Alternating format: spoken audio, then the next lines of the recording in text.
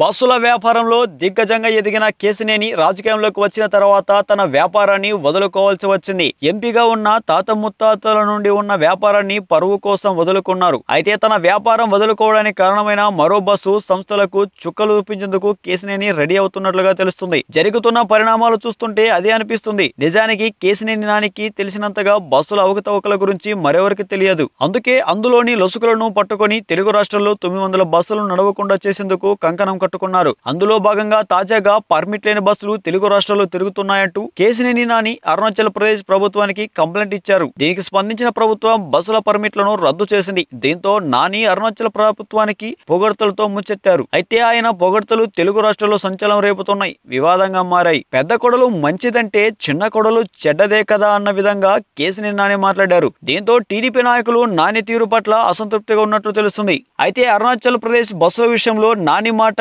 తీరుపై పార్టీ ప్రధాన కార్యదర్శిగా నారా లోకేష్ గట్టిగా క్లాస్ పీకినట్లు తెలుస్తుంది. అరుణాచల్ ప్రదేశ్ లో 2 తెలుగు రాష్ట్రాల్లోని సుమారు 1000 బస్సులు అనుమతులను రద్దు చేసిన తర్వాత కేశినేని నాని ఆర్టీఏ అధికారులపై చేసిన వ్యాఖ్యలను లోకేష్ సీరియస్ గా తీసుకున్నారంట. విదేశీ పర్యటనలో ఉన్న లోకేష్ ఎంపీ కేశినేని నానికి ఫోన్ చేసి మాట్లాడారు. బస్సుల వివాదంపై ఎవరితో మాట్లాడవద్దని ఆదేశించిన లోకేష్ వివాదాస్పద వ్యాఖ్యలు చేస్తే పార్టీ ఇమేజ్ దెబ్బతిందని వివరించారు.